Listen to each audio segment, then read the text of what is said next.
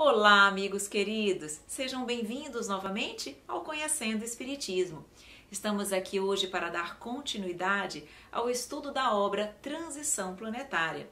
Hoje vamos estudar os capítulos 4 e 5. No capítulo 4, conheceremos qual será o tipo de trabalho a ser realizado pela caravana do plano espiritual aqui na Terra. E no capítulo 5, inicia-se este trabalho na região onde aconteceu o tsunami na Indonésia. Nós já vamos ter a possibilidade de perceber quanto a espiritualidade amiga ampara aqueles que recém-desencarnaram naquela tragédia. Então não perca a oportunidade de aprender e conhecer conosco, através dessa obra maravilhosa, todo o amparo e o auxílio que recebemos cotidianamente da espiritualidade amiga. Então, vamos começar o nosso estudo de hoje?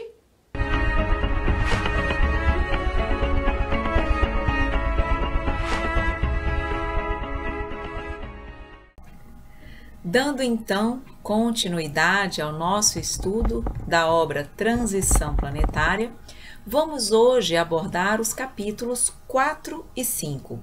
O capítulo 4 nos fala sobre roteiros terrestres e o capítulo 5 já nos fala sobre as novas experiências. No capítulo 4, nós vamos compreender qual será a atividade e o trabalho realizado por esse grupo de trabalhadores do plano espiritual. Qual vai ser o trabalho que eles vão realizar e que vai ser contado através do livro Transição Planetária.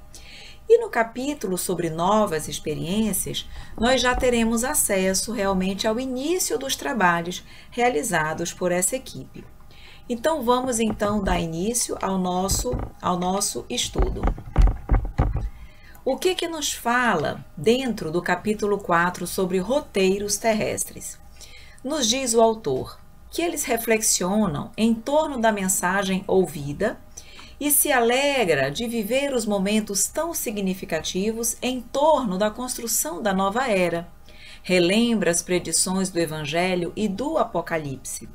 Nesse momento, após a mensagem do Espírito Orion, ele realmente se alegra por estar tendo a oportunidade de trabalhar na construção da nova era, justamente como foi previsto no Evangelho e no Apocalipse, que haveria a renovação, uma mudança planetária, uma mudança das pessoas e dos espíritos que habitavam a Terra.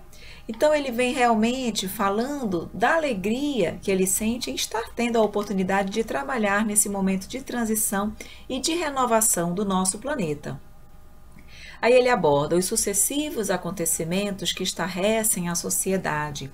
Os atos hediondos do terrorismo e de atrocidade são sinais inequívocos da grande mudança que já estaria tendo lugar no orbe terrestre.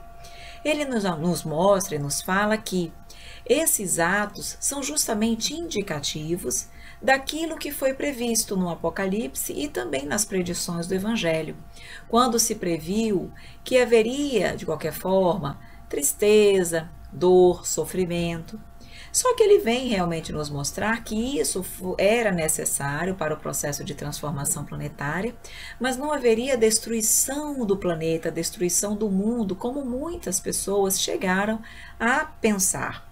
Na realidade, essas destruições, esses sofrimentos aconteceriam sim, mas para que houvesse uma transformação moral da sociedade. Ok? Com uma renovação moral e espiritual dos seus habitantes, e não com a destruição física e completa do planeta. Aí ele continua. Lamenta no tocante ao acontecido no Oceano Índico que o pranto das vítimas ainda não secara nos olhos e os efeitos trágicos dos acontecimentos nem sequer diminuíram e as contribuições de solidariedade já eram desviadas para fins ignóbeis, ou seja, o orgulho, o egoísmo, a ambição, a busca pelo poder de muitos já estavam se sobrepondo àquele horror, à tristeza, à dor de tantas pessoas que desencarnaram, tiveram suas famílias destruídas. Então ele lamenta essa situação.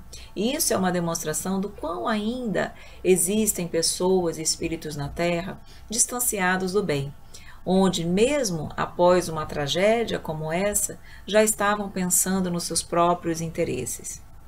Então ele falava, já havia muitos que, enquanto os sofredores, observavam a indiferença com que eram tratados, relegados à própria sorte após a tragédia que sofreram. Então, enquanto uns já preocupados com seus próprios interesses, quantos sofredores observavam a indiferença com que eram tratados por muitos, como ele diz, relegados à própria sorte após a tragédia que sofreram. É pena, realmente é lamentável, perceber a humanidade ainda agindo dessa forma, tão particular, tão egoísta. Aí ele fala, felizmente, mulheres e homens nobres, organizações e entidades humanitárias sensibilizaram-se com a dor do seu próximo e acorreram com generosidade, diminuindo o desespero das vítimas.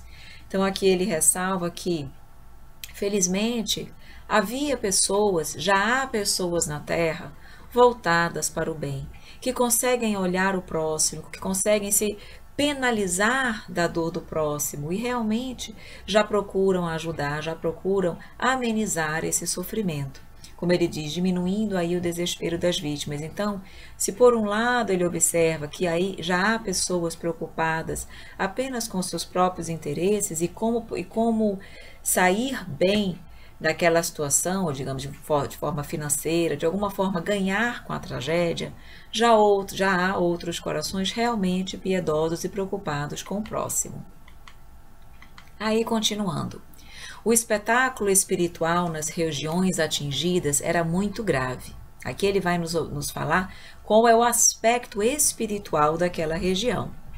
Em razão da decomposição dos cadáveres humanos e de animais outros e da ausência de água potável, era grande a ameaça do surgimento de epidemias, e os espíritos, abruptamente arrancados do domicílio orgânico, vagavam, perdidos e desesperados, pelas áreas onde sucumbiram, transformadas em depósitos de lixo e de destroços, numa noite sem término, pesada e ameaçadora.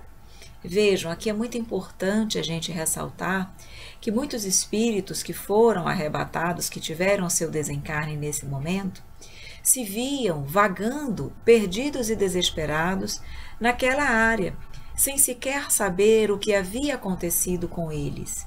E isso é muito comum.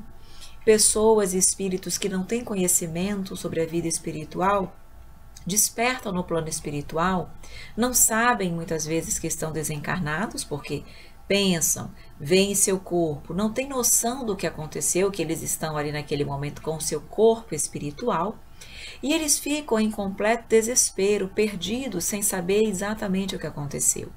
E é isso que ele coloca. Então, o espetáculo espiritual apresentava muitos corações nessa condição, de desconhecimento total acerca do seu desencarne. Ok?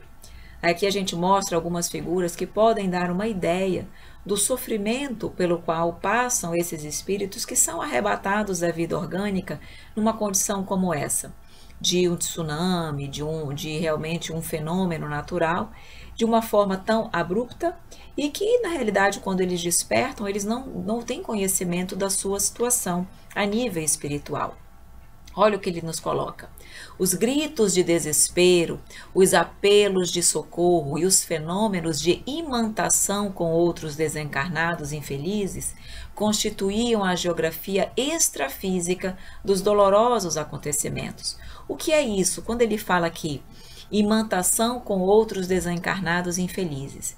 Vejam, na hora do desencarne, quando os espíritos estão naquela condição ainda de sofrimento, de desespero e dor, eles não, sem saber o que tinha acontecido, eles ainda se encontravam, digamos assim, acoplados, presos, imantados a outros desencarnados naquela mesma situação e também aos seus próprios corpos.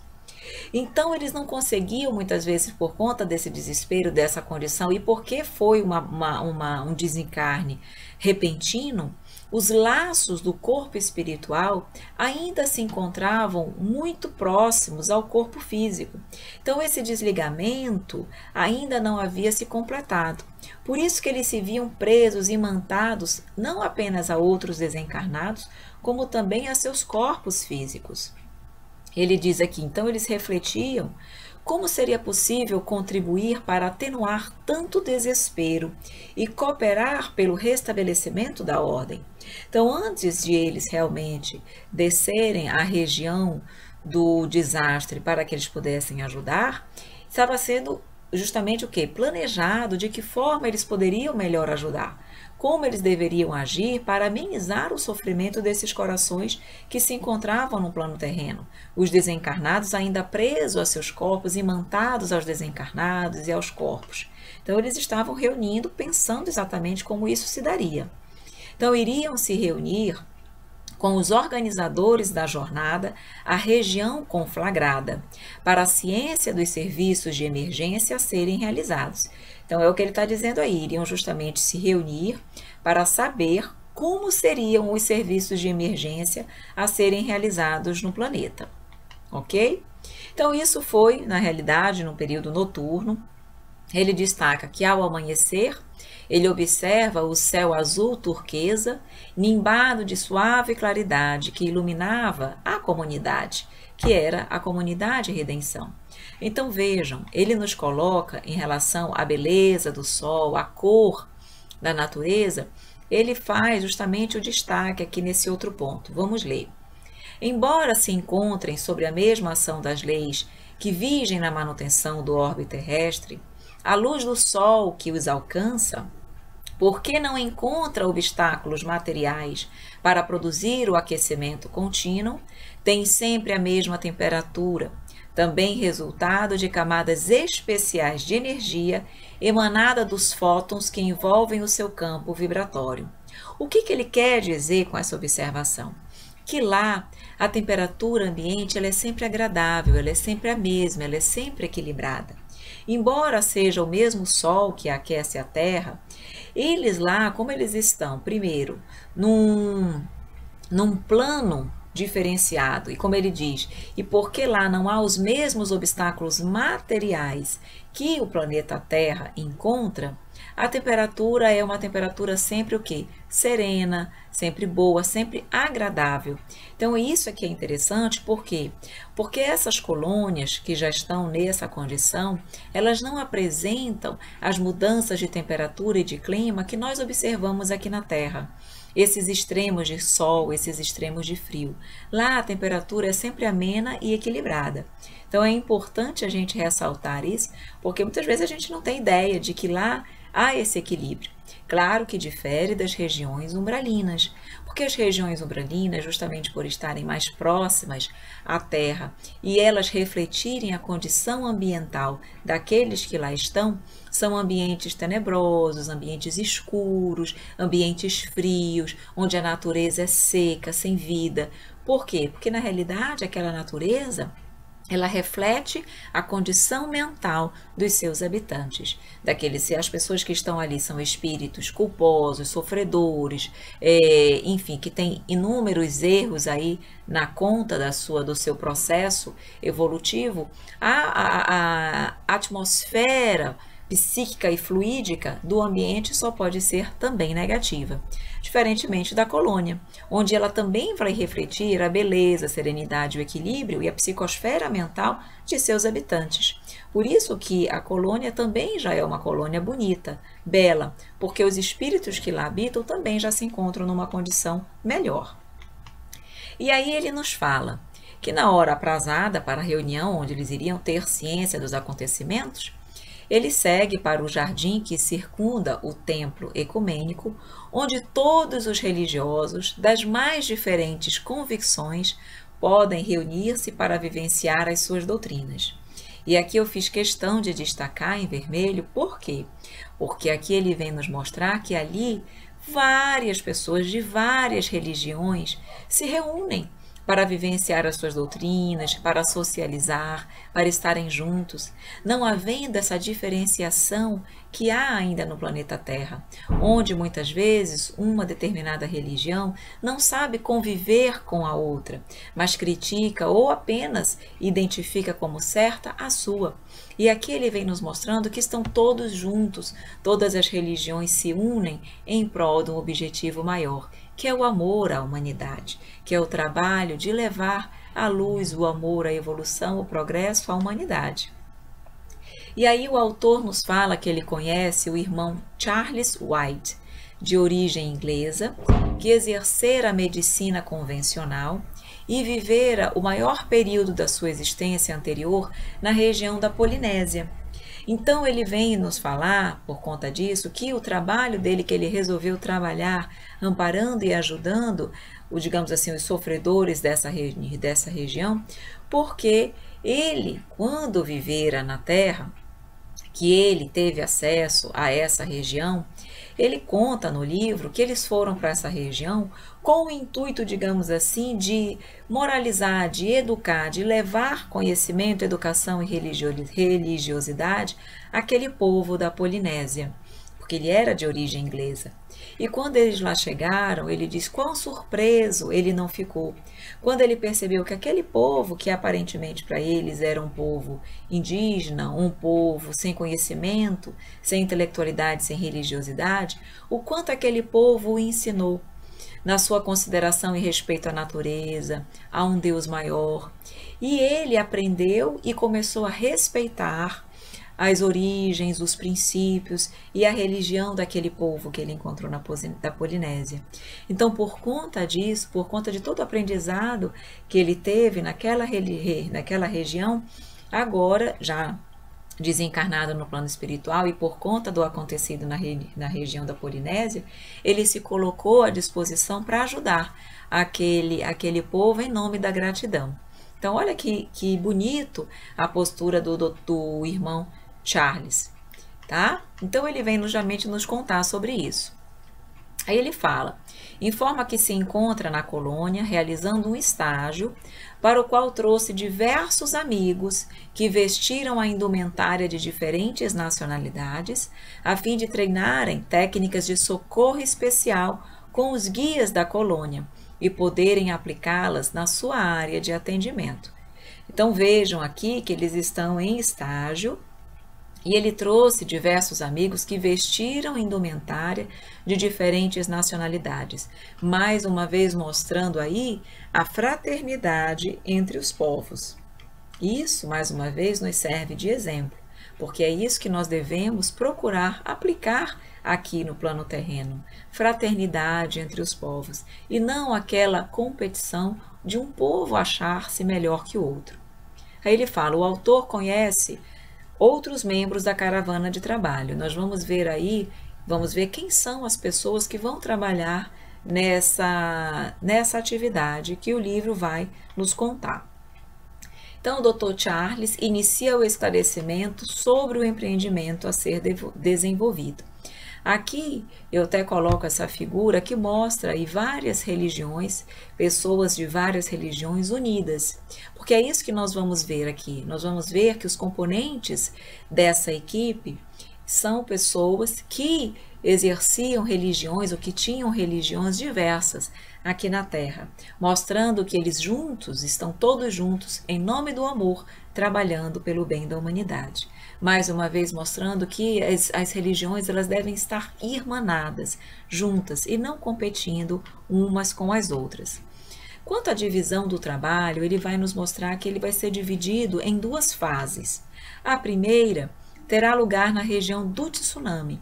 É lá onde aconteceu realmente a tragédia, que eles vão se deslocar para ajudar aqueles corações que desencarnaram naquela condição, naquela tragédia.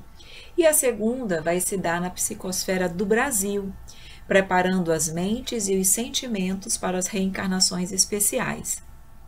No início do livro, quando a gente está fazendo a apresentação do livro, a gente fala e a gente demonstra que no livro Transição Planetária, além de abordar o trabalho realizado na região do tsunami, mostra também o trabalho realizado a nível espiritual para o reencarne de espíritos mais evoluídos, que vêm de outra estrela, de outro orbe, para trazendo a sua condição de espíritos mais evoluídos, intelectualmente e moralmente, vão justamente reencarnar no planeta Terra para ajudar a Terra nesse processo de transição, de mundo de provas e expiações para mundo de regeneração.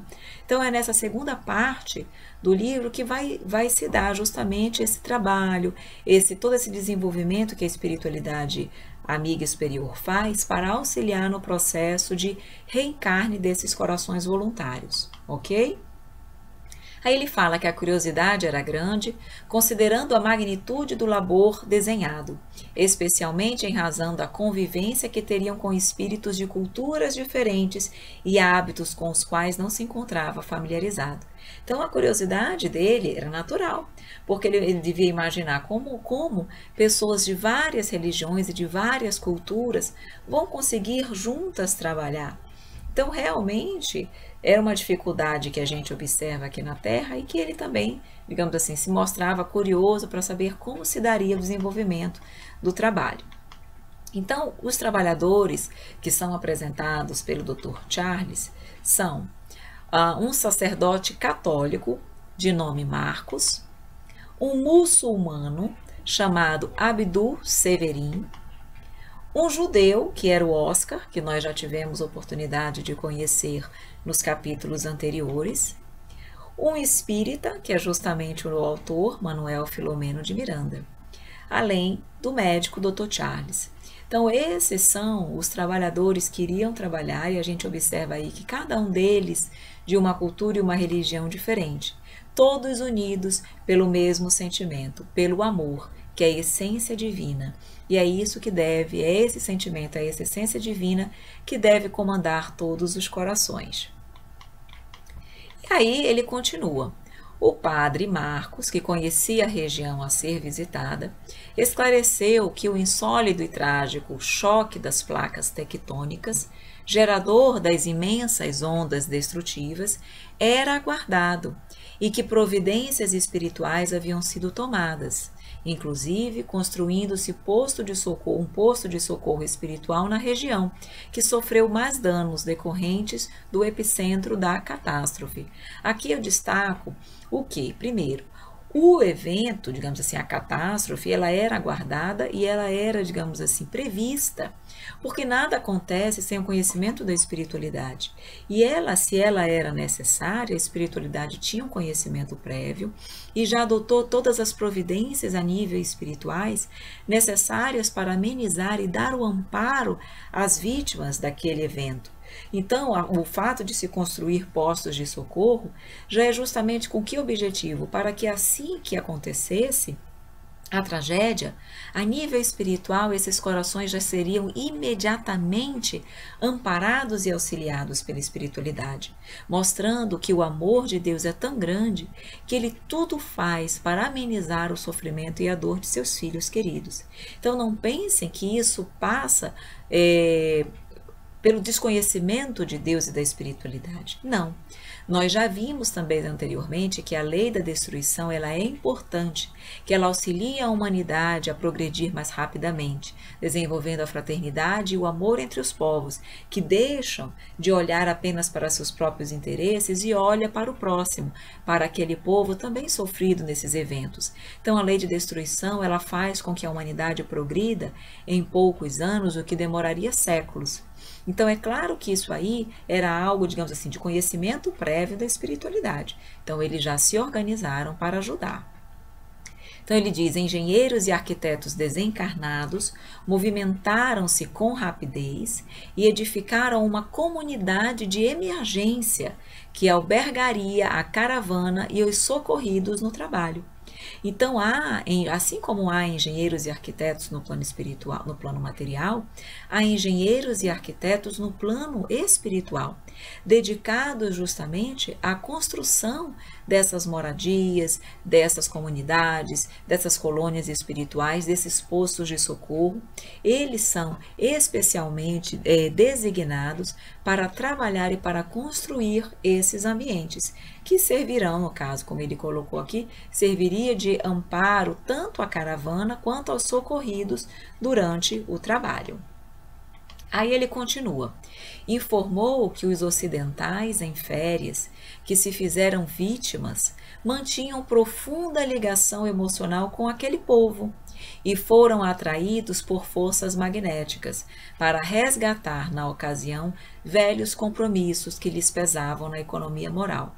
Isso aqui, essa parte vem nos mostrar que nada acontece por acaso. que, embora tenha sido acontecido no Oriente, na verdade, os ocidentais que estavam em férias e que também foram vitimados, não foi nada por acaso. Havia ali uma ligação kármica com aquele povo, com aquela região. Por isso que no momento do evento, da catástrofe, eles lá estavam, como ele diz aqui, há uma atração magnética. Eles foram atraídos magneticamente para lá estar. Não apenas por compromissos kármicos, mas muitas vezes por escolhas, porque pediram para desencarnar nessa condição para melhor evoluir. Então não pensem que foi um acaso do destino. Não. Na realidade, o nosso desencarne sempre é previamente previsto no nosso planejamento reencarnatório. Com exceção do suicídio, onde há, digamos assim, uma fuga ao planejamento, os demais desencarnes acontecem como realmente devem acontecer. Então não há acaso na espiritualidade divina. Aí aqui pergunta o autor como o padre Marcos conciliava o conceito da reencarnação com os dogmas esposados pela sua formação católica, porque a gente sabe que o catolicismo ele é contrário à reencarnação. Embora eles acreditem que há sobrevivência do espírito, eles não concordam que há a reencarnação. E é justamente isso que Manuel Filomeno de Miranda pergunta. Como é que ele, nesse momento, observando e tendo consciência de que a reencarnação é uma verdade, como ele conseguia lidar com essa realidade perante ou considerando toda a sua formação católica? E o padre Marcos informa que aqui a verdade parte do mundo espiritual para a terra, e as religiões a vestem de superstição. Contudo, retornando ao país da imortalidade, ou seja, retornando ao plano espiritual, acabam as fórmulas e surge a essência, que assimilamos por afinidade e pela lógica do bem universal. Então, o que ele quer dizer com isso? Que enquanto se está na Terra, as religiões têm, cada uma delas, os seus dogmas, as suas superstições, mas que quando há o retorno ao plano espiritual e que eles têm acesso às verdades, à imortalidade da alma, como ele diz, a essência tem que vir à tona. E pela lógica, pelo bom senso, tem que se realmente, digamos assim, aceitar aquilo que é o bem universal, que é a verdade universal. Não adianta você, de frente com a verdade, por uma questão de vaidade, digamos assim, tentar mentir a si mesmo. Então é impossível, você está ali diante da verdade, né? Temos que aceitar. Então é isso que ele quer dizer. Acabam-se as fórmulas, acabam-se as ilusões e a essência é que verdadeiramente fica. Ok? Aí agora vamos então iniciar o capítulo referente às novas experiências. Aqui nós vamos já realmente dar início à atividade de trabalho, o trabalho emergencial realizado na região do tsunami. Então ele diz, repousam para o nobre empreendimento, com emoção e gratidão pela permissão de aprender no trabalho e com o exemplo dos mais abnegados. Tomaram o veículo especial que os conduziu à cidade de Sumatra, na Indonésia, que teve mais de 2/3 da sua área afetada pela inundação e pela destruição. Então, há um veículo especial próprio para transportar a caravana do plano espiritual até a Terra. Ok? Em outra oportunidade, a gente vai ter condições de examinar como é que se dá esse transporte. Mas, na realidade, o transporte ele pode se dar através de um veículo especial, como há os nossos veículos para transportar as pessoas de um lugar ao outro, há também esses veículos no plano espiritual para transportar os espíritos de um lugar a outro, de uma colônia espiritual a outra, e até mesmo da colônia espiritual que eles estavam até a Terra, onde eles viriam dar esse apoio. Existe também a volitação, que é um outro meio de transporte, deslocamento dos espíritos, mas nem todos conseguem volitar. A volitação é à medida que o espírito consegue, compreende, entende o seu processo. O volitar é como se ele voasse, sem ele precisar de um veículo que o transporte. A volitação ela pode se dar lentamente, rapidamente, conforme a vontade daquele que a faz. Mas muitas vezes Quando se vem para as regiões da Terra, onde a psicosfera terrestre é muito pesada, os fluidos do ambiente são muito carregados, isso dificulta a volitação. Então, nem sempre é possível, certo? Então, provavelmente, muito provavelmente também, por quê? Porque eles precisariam transportar várias pessoas que estavam sendo assistidas para a colônia, havia necessidade de um veículo especial para transportar as pessoas, a caravana. E eles foram então até a região de Sumatra, ok? Aí ele nos diz: a força tempestuosa espalhara-se pelas costas da Índia, do Sri Lanka, da Tailândia, das Ilhas Fifi, das Maldivas, de Bangladesh, de parte da África, embora com efeitos menores, que alcançaram outras regiões do referido oceano. Então aqui ele vem nos dar detalhadamente quais as áreas mais afetadas com o tsunami, o que realmente nos mostra o quão grave, o quão grande foi esse tsunami e realmente a necessidade de haver um amparo muito forte da espiritualidade para socorrer tantos corações desencarnados com esse evento, com essa tragédia. Aí ele nos fala: a psicosfera ambiental era densa, denotando todos os sinais da tragédia. Ouviam o clamor das multidões desvairadas, enlouquecidas pelo sofrimento decorrente da morte dos seres queridos, assim como em relação aos desaparecidos, a perda de tudo, vagando como ondas humanas sem destino. Então ele diz: a psicosfera ambiental, tanto a nível material quanto a nível espiritual, era densa, era dolorosa, era difícil.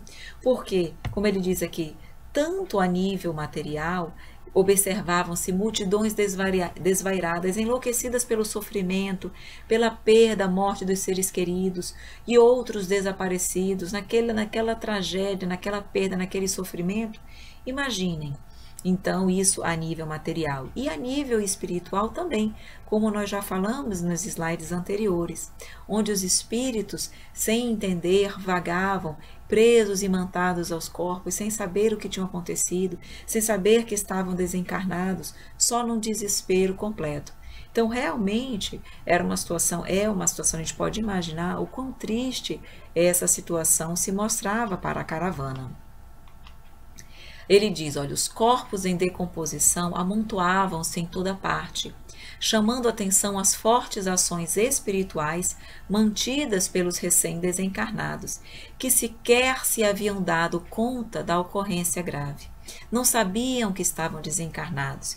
Então eles se levantavam, eles se viam ali, viam seu corpo, achavam, tinham conhecimento do que tinha acontecido, mas não identificavam que eles haviam desencarnado. Identificavam-se no primeiro momento como sendo pessoas que haviam sobrevivido à tragédia.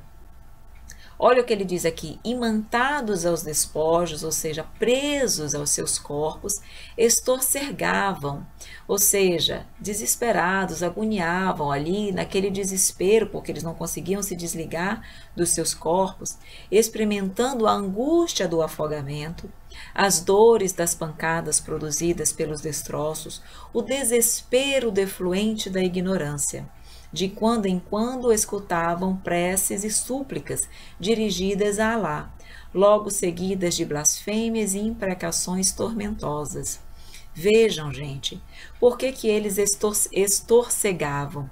Porque eles, ainda presos aos seus corpos, aos seus despojos, eles viviam continuamente a dor e a angústia do desencarne. Aqueles que desencarnaram através do afogamento, continuavam vivendo aquela angústia, se sentindo ali afogados. Ou aqueles que receberam pancadas por conta dos destroços, continuavam sentindo as dores, as angústias, o sofrimento de tudo aquilo. Porque veja, como eles não tinham conhecimento sobre a vida do plano espiritual, O seu pensamento era completamente voltado para a matéria. Então, quando isso acontece, na hora do desencarne, quando os espíritos não têm conhecimento da vida espiritual e estão muito apegados à matéria, eles ficam presos ali por mais tempo ao seu corpo físico, sentindo todas as dores, todas as angústias do momento do desencarne. E é isso que estava acontecendo, até porque, vejam, muitos ainda não tinham sido desligados do seu corpo físico. Não pensem que quando acontece a morte, o desencarne, o corpo espiritual se desliga imediatamente do corpo. Não é assim. Todo o processo de desencarne passa por 3 fases. A primeira fase é o desligamento do perispírito, onde o corpo espiritual será paulatinamente desligado do seu corpo físico. Esse é o período que a gente chama de desligamento do perispírito. Em sequência, vem um período de perturbação do espírito. Nesse período, é como se ele entrasse num processo de sonolência, onde ele não tivesse muita noção do que está acontecendo com ele. Então, durante esse período de perturbação, ele mesmo estando desencarnado, ele não tem ciência do que está acontecendo. Ele ainda não adquiriu lucidez e conhecimento acerca dos fatos. E esse período de perturbação varia. Quanto mais conhecimento do plano espiritual se tem, menor é esse período de perturbação. Mas quanto mais materializado, mais apegado aos bens materiais é o espírito, mais tempo ele fica nesse estado de perturbação. E depois vem o estado de lucidez, de despertar, onde ele compreende o que aconteceu consigo mesmo, compreende que já está no plano espiritual. E esse despertar pode ser feliz ou triste, dependendo das suas ações no plano terreno. Quando ele desperta feliz, é por conta o quê? Das suas boas ações, da sua boa conduta. É aquela pessoa que retorna com consciência tranquila. Mas quando ele utilizou a sua vida material apenas em prol de si mesmo, sem buscar evoluir e crescer, quando ele tem esse despertar no plano espiritual, isso lhe traz tristeza, porque ele chega à conclusão de que perdeu uma excelente oportunidade para crescer e para evoluir, ok? Então é isso que ele estava dizendo. Ainda estavam ali todos naquela angústia, presos aos seus corpos e sofrendo o momento do desencarne. Movimentavam-se muitos encarnados em atividades de auxílio, apesar da noite densa, demonstrando a solidariedade humana, mostrando que havia aí também encarnados procurando ajudar a amenizar de alguma forma o sofrimento desses corações. O Dr. White caminha entre os muitos destroços e cadáveres na direção de um grupo de desencarnados, que fazia recordar uma alcateia de lobos famintos, disputando os despojos das presas mortas, as energias dos recém-desencarnados. Aqui é aquilo que a gente já falou também anteriormente, sobre os espíritos vampirizadores. Há espíritos desencarnados que, ainda muito presos e apegados às sensações da matéria, eles aproximam-se das pessoas que desencarnaram, principalmente as que desencarnaram rapidamente, como é o caso do tsunami, porque essas pessoas ainda estão muito cheias de fluido vital. E o fluido vital é justamente o que esses espíritos vampirizadores querem, porque o fluido vital faz com que eles tenham a sensação da matéria, faz com que eles se sintam vivos. Então eles se aproximam desses despojos e eles ficam sugando as energias daquele recém-desencarnado, para que eles possam sentir as sensações da matéria. Então são os chamados espíritos vampirizadores, que nós já tivemos oportunidade de, nas aulas anteriores, detalhar. Então ele se aproximou justamente desse grupo de espíritos desencarnados, como ele diz, pareciam como lobos famintos, disputando os despojos das presas mortas, ok? Agridem os espíritos em desespero, ou seja, os espíritos vampirizadores agridem os espíritos desencarnados que estão em desespero, porque imagina, eles não sabem o que está acontecendo, muitos não sabem sequer que desencarnaram, e eles observam um grupo de espíritos que eles não sabem nem o que são, chegando, querendo sugá-los. Imagina o desespero desses espíritos que recém desencarnaram.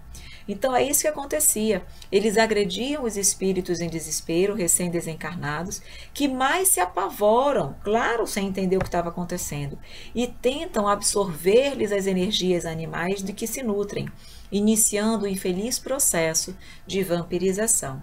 Então, além de todo o sofrimento que aqueles espíritos recém-desencarnados estavam enfrentando, ao se depararem desencarnados naquele sofrimento sem saber o que tinha acontecido, ainda se deparavam com essas pessoas que eles não identificavam como espíritos, mas como pessoas, enfim, ruins que estavam ali para absorver-lhes e sugar-lhes as energias. Aí diz aqui o autor, identificando-se com aqueles cujas existências foram de irresponsabilidade, o que lhes permite a sintonia vibratória, buscam exauri-los, o que apressará a decomposição cadavérica. Então aqui o autor vai nos mostrar e nos dizer que a aproximação desses espíritos vampirizadores a determinados despojos, a determinados recém-desencarnados, não é aleatória. Não, há uma sintonia vibratória entre eles. Então, aquelas pessoas que recém-desencarnaram, mas que tiveram as suas existências carnais na matéria de responsabilidade, voltadas para tudo aquilo que distancia do bem, elas criam uma sintonia vibratória com esses espíritos vampirizadores. É como se eles se atraíssem. E é por isso que esses espíritos se aproximam desses recém-desencarnados para sugar-lhes as energias ainda animais, como eu disse, é esse fluido vital que ainda se faz muito presente. Aí ele diz, arrastando-os para regiões de desdita, onde os submeterão a sevícias e exploração mental de longo curso. E como são profundamente infelizes, disputam as vítimas como fariam os animais ferozes com os despojos das caças que acreditam pertencer-lhes. Então, esses corações que são atraídos por esses espíritos vampirizadores, eles irão sofrer aí um longo processo de exploração mental. Então, muitos deles vão virar escravos no plano espiritual desses espíritos vampirizadores. Tudo isso em função da sua condição moral de cada um. Na realidade, isso só acontece porque há aí a sintonia vibratória. As pessoas que utilizaram a sua vida material para o bem, fazendo o bem, procurando elevar seus pensamentos, ao desencarnar está numa sintonia vibratória positiva. Então ele vai ser atraído e amparado pela espiritualidade superior e não vai ser arrastado magneticamente, fluidicamente por espíritos vampirizadores. Tudo é sintonia vibratória, gente, tudo. Por isso a necessidade de nós procurarmos estar bem, porque toda a nossa sintonia, o nosso pensamento e nossas ações, claro, é que farão com que a gente vá para um lugar bom ou para um lugar ruim no plano espiritual. Ok? Aqui a gente coloca uma foto um pouco pesada, mas para a gente ter uma ideia do que seriam esses espíritos vampirizadores que se aproximam dos recém-desencarnados para sugar-lhes as energias, ok? Então, qual era o trabalho que eles iriam fazer próximos a esse grupo? Ele diz o seguinte, informa que o compromisso do momento é afastá-los do local e tentar despertá-los para a sua realidade espiritual. Então, eles iriam, nesse momento, eles estavam indo perto desse grupo para tentar, como ele diz, afastá-los daquele local ali, do desespero, daquele momento da tragédia, e despertá-los para a sua realidade espiritual. Ou seja, tentar mostrar que eles na realidade já se encontravam desencarnados, que eles também são filhos de Deus, criados simples e ignorantes para serem felizes, ia procurar de alguma forma orientá-los, esclarecê-los da sua condição e tentar ajudá-los para que esses espíritos vampirizadores também buscassem a luz, também fossem, digamos assim, esclarecidos, amparados e deixassem o caminho do mal, do erro que eles continuavam escolhendo, mesmo no seu desencarne, mesmo no plano espiritual, haviam optado pelo caminho do mal e do erro. Então, eles iriam procurar orientar também esses corações, ajudando não apenas os recém-desencarnados, mas ajudando também os espíritos vampirizadores. Ok? Então, ele diz aqui, o médico Abdul, com a indumentária muçulmana convencional, ou seja, estava realmente vestido conforme a sua indumentária da sua religião, levantou a voz e recitou um ayat, que é um versículo de uma das suras capítulos do Corão, em tonalidade ritmada. Começou a orar. Com que objetivo? Para que ele pudesse mudar a psicosfera um pouco daquele ambiente, de uma forma a tornar a psicosfera mais positiva, mais iluminada, de modo a ajudar não apenas os vampirizadores, os vampiros, mas também os recém-desencarnados. Olha o que ele diz aqui.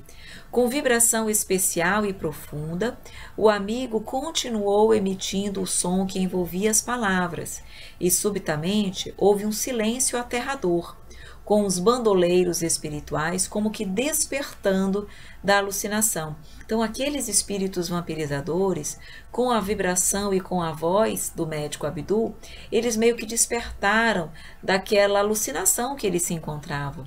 E o objetivo era justamente, não era despertá-los para a realidade espiritual.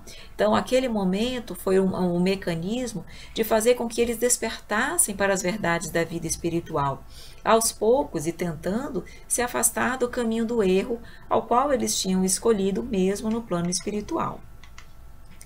Aí ele diz, Ana, uma trabalhadora do plano espiritual, aproximou-se carregando um archote que clareava o ambiente. E tomados de espanto, os vampiros e exploradores pararam a agressividade, porque clareou o ambiente, então eles também, como ele diz aqui, tomados de espanto, se assustaram com aquela luz, porque eles não estão acostumados a isso, eles vivem no umbral em um ambiente trevoso, escuro, então quando chega uma luz, eles se assustam. Então ele diz aqui, ó, pararam a agressividade, tomados de espanto. Um deles destacou-se com um semblante fecenino e cruel, gritando que nada tinha a temer e que todos se voltassem contra os invasores e os submetessem. Aqui a gente pode observar o quê? Que alguns desses corações, desses espíritos vampirizadores, naquele momento tomaram ou tiveram uma atitude de ataque, de revide aos trabalhadores da caravana. E é isso que ele tinha dito aí. Naquele momento, ele disse, olha, eles não tinham nada a temer, eles iriam realmente continuar na sua atitude de vampirizar e de sugar as energias dos recém-desencarnados. Não, digamos assim, um deles a gente vê que não se deixou tocar pelas palavras do médico Abdul. Abdul, porém, manteve-se irretocável, continuando a recitar o livro com respeito e seriedade, o que produzia impacto muito grande na massa alucinada. Quantos e quantos espíritos não estavam naquele momento recebendo as palavras repletas de amor, de energia positiva do médico Abdul? Aquelas palavras eram para auxiliar os espíritos vampirizadores e, essencialmente, para auxiliar aqueles corações recém-desencarnados, justamente para que se pudesse, como ele diz, mudar, aliviar aquela psicosfera, permitindo que eles fossem amparados, que eles fossem auxiliados. Aqui eu trago uma foto que nos esclarece, nos mostra um pouquinho como é que atuam esses espíritos vampirizadores. A gente pode perceber aí que eles sugam, a gente vê a energia ali ao lado da moça e eles o quê? Utilizam justamente a sua necessidade dessas energias materiais, dessas energias animais, desses fluidos vitais, eles sugam essas energias para se sentirem digamos assim, mais vivos, para sentirem mais fortemente as energias da matéria. Porque fluido vital só tem quem está encarnado. Quando a gente desencarna, a gente não tem mais fluido vital. Como as pessoas tinham acabado de desencarnar de uma forma rápida, ainda o seu corpo ainda tinha muito fluido vital. Por isso que eles eram objetos de vampirização, tá? De vampiros, ok? Dr. White explicou aos desencarnados o acontecido e que todos eles, colhidos pela morte, necessitavam de justo repouso, assim como os seus despojos deveriam ser cremados coletivamente, evitando epidemias. Então, nesse momento, o Dr. White estava explicando aos desencarnados o que tinha acontecido, que eles haviam desencarnado com o tsunami e que eles precisavam repousar, que eles precisavam ser assistidos, que era o objetivo deles, era esse, ampará-los, e assim como os corpos seriam cremados para evitar epidemias. E olha o que acontece. O padre Marcos, nesse momento, após esse esclarecimento, acolheu um espírito que estava sendo vampirizado, o qual debatia-se entre os fluidos materiais, resultado do perispírito ainda não totalmente desligado, sentindo angústias inenarráveis e pavor frente ao rude verdugo, no caso os vampiros. Atuou, nesse caso o padre Marcos, atuou no chakra coronário em movimentos circulares deslindando o espírito. Aqui vem nos mostrar que o perispírito de um deles ainda não havia sido completamente desligado, porque o desencarne havia recém acontecido e a gente sabe que nos desencarnes de tragédias coletivas, o desligamento do perispírito também é mais lento. Ok? O desligamento do perispírito ele só inicia depois da morte, diferentemente de quando há as mortes lentas, quando as pessoas estão em hospitais, doentes, que elas vão aos poucos perdendo a sua vitalidade. Então, antes mesmo de haver, no caso de pessoas que, por exemplo, morrem lentamente, antes mesmo de haver o completo desencarne, já inicia-se o desligamento do perispírito. Ele já se inicia, a espiritualidade já inicia o seu desligamento antes da morte efetiva do corpo físico e ela se completa depois da morte. No caso de tragédias coletivas, não. O desligamento do perispírito só se inicia após a morte. Então, por que ele ainda estava, a pessoa, o espírito, mesmo desencarnado, ainda estava sentindo todo o desconforto do desencarne? Porque o seu perispírito ainda estava ligado. Então, é o que ele diz aí, o padre Marcos, especialista também, aplicou o quê? Magnetização no chakra coronário, ok? Que é aqui nessa área da cabeça, em movimentos circulares, justamente deslindando o espírito, ou seja, desligando completamente o perispírito para que o seu corpo espiritual ou o seu perispírito pudesse ser amparado e socorrido. E seu corpo, seus despojos materiais ficariam ali e posteriormente seriam cremados.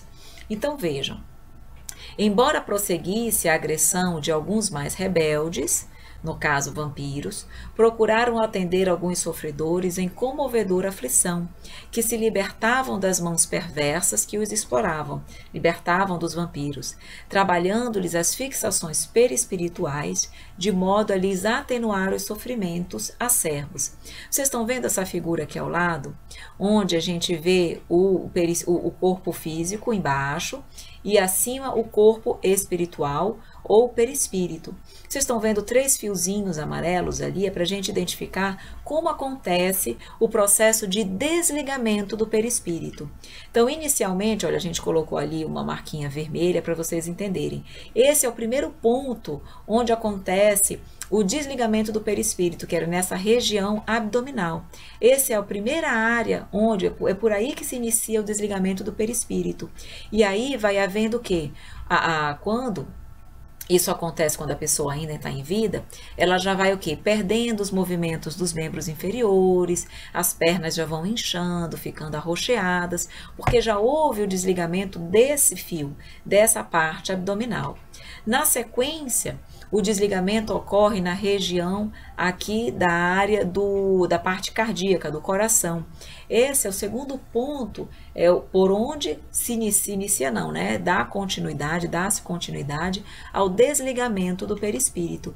E por fim, é no chakra coronário, na região realmente da cabeça, que é o último laço que nos liga ao perispírito. Então, o desligamento do perispírito ele ocorre nessa ordem, primeiro na região abdominal, depois na região cardíaca e por fim na região realmente do chakra coronário. E aí completa-se, efetiva-se o completo desligamento do perispírito, ok? À medida que eram diminuídas as ligações com os cadáveres, ou seja, havia justamente o desligamento do perispírito, a que se encontravam imantados, experimentavam o torpor da desencarnação, entrando em sono agitado, típico das últimas imagens captadas antes da morte física.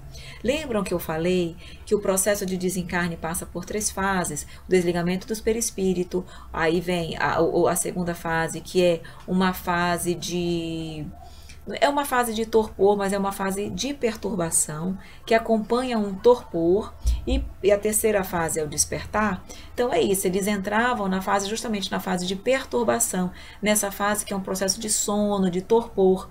E como ele diz, entrando num sono agitado, porque ainda sua mente ainda captava as últimas imagens da sua morte, que eram imagens sofridas, momentos difíceis. Então, embora eles entrassem nesse processo de perturbação e torpor, não era algo ainda sereno, calmo, era um sono agitado.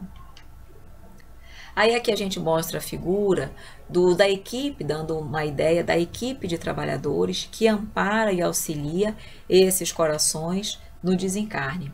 Então, essa equipe de trabalhadores, esse posto de trabalho, ele diz aqui, ó, colocados um pouco distante da zona infectada pelos fluidos densos e danosos, grupos de padioleiros, que são essas pessoas que carregam essas macas, que ajudam nesse processo de amparo, que se dedicavam a transferi-los para a nossa comunidade espiritual temporária, conduziam-nos silenciosamente.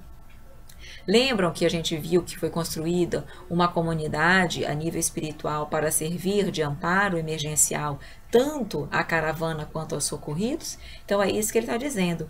Os padioleiros faziam o transporte desses corações que eram ajudados, dos recém-desencarnados que eram desligados, para essa comunidade espiritual. Então ele diz, enquanto ocorria essa atividade, Abdul falava com alguns obsessores e zombeteiros, explicando-lhes o sentido da vida e as leis que regem o universo, não se intimidando ante as ameaças de alguns seres hediondos que deles escarneciam. Então a espiritualidade amiga procura auxiliar a todos os espíritos. Eles estavam lá para auxiliar os recém-desencarnados. Mas a partir do momento que eles se depararam com esses espíritos vampirizadores, ora, eles também são filhos de Deus. Eles também merecem um amparo, eles merecem o amor e o auxílio da espiritualidade.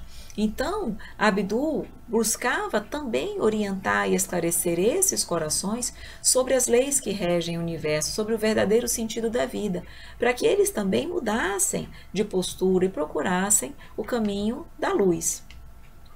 Aqui ele vai nos mostrar o atendimento a uma das mulheres recém-desencarnadas no tsunami. Ele coloca atendimento a uma mulher desvairada que segurava uma criança lacrimosa e inconsolável. Ambas haviam desencarnado naquele tsunami. Aí, o que ele nos fala? Tocando-lhe a fronte espiritual e emitindo sucessivas ondas de amor e de paz, a mulher captou o pensamento. E porque estimulada a fé religiosa, ela era uma pessoa religiosa quando ela estava encarnada, conseguiu perceber o auxílio da espiritualidade superior, deixando-se conduzir para fora do círculo em que se encontrava aprisionada, embora ainda vinculada ao corpo reduzido a frangalhos. Então vejam, quando eles foram atender essa mãe, essa mulher desvairada que segurava a criancinha, como ela tinha sido uma pessoa religiosa, ela teve o quê? Mais facilidade para captar o pensamento do amigo espiritual, da equipe, da caravana que estava ali dando o apoio e o amparo a ela. Então, mesmo ainda ligada ao corpo, por quê? Porque justamente ainda não havia se desligado, o perispírito ainda não havia se desligado completamente, mesmo assim ela conseguiu perceber o amparo, e como ele diz aí, deixando-se conduzir para fora do círculo em que se encontrava aprisionada. Então aí a gente vê o quão importante é a nossa conduta, é a nossa religiosidade, é a nossa fé, a nossa confiança em Deus. Como isso fez diferença na hora do desencarne para essa moça, para essa senhora, tá? Falaram com ela pelo pensamento sobre a imortalidade, apresentando-lhe a filhinha de quem deveria cuidar. Então, eles conseguiram se comunicar com essa mãe, considerando a postura dela de fé, de confiança de pessoa religiosa. Então, quão importante, hein, gente, é nós realmente procurarmos tratar e cuidar da nossa espiritualidade. Então, convidada à reflexão da família, o instinto maternal apresentou-se-lhe mais forte e ela cedeu em acalmar-se, porque ela estava naquele processo de desespero em relação também à situação, ao acontecido com a filha, mas com esse amparo, com esse esse equilíbrio, com essa conversa pelo pensamento, ela se acalmou. Aí ele diz aqui, conseguiu locomover-se, embora com alguma dificuldade, abraçando a criancinha que adormecera no seu regaço, sendo conduzida a um grupo de auxiliares especiais que se encarregariam das providências compatíveis com o seu estado. Então ela conseguiu até andar, se movimentar, se locomover, claro, com um pouco de dificuldade, mas conseguiu, considerando que outros nem andar conseguiam. Vocês viram na imagem anterior que a gente viu os padioleiros carregando macas. Muitos não conseguem sequer se movimentar, se locomover, precisam ser carregados em macas. E ela já conseguia. Por que ela já, no desencarne, já apresentou uma condição melhor, uma condição diferente? Por conta da sua condição moral. Fez toda a diferença, certo? E aqui, meus amigos, então, finalizando o nosso estudo de hoje, o que nos diz ainda o autor? Estavam ainda absortos no atendimento daquela mãe sofrida, quando indivíduos encarnados começaram a remover os corpos, sem qualquer consideração, aproveitando-se das sombras terríveis da noite. Trata-se de assaltantes de cadáveres. Então aqui o autor faz, de forma, enfim, triste, lamentável, ele aborda que já havia ali naquele momento pessoas encarnadas que estavam assaltando os cadáveres. Por quê? Como aquele tsunami aconteceu num momento, digamos assim, imprevisto, e pegou muitas pessoas de surpresa, eles estavam ali para assaltar os cadáveres, porque muitos poderiam se encontrar com objetos valiosos, os quais eles poderiam utilizar em seu próprio benefício.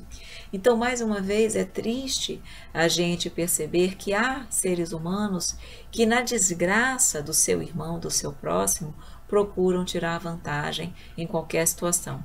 Então, mesmo naquela situação, perto daqueles corpos, em estado de putrefação, diante de tanta dor e sofrimento, há pessoas que são esses assaltantes de cadáveres, que ali estavam, digamos assim, parece que não tocados pelo sofrimento e pela dor alheia. E é triste a gente observar isso. Mas o que o autor nos fala? Que o Dr. White sugere a continuação dos trabalhos, lembrando estarem em campos vibratórios muito distantes.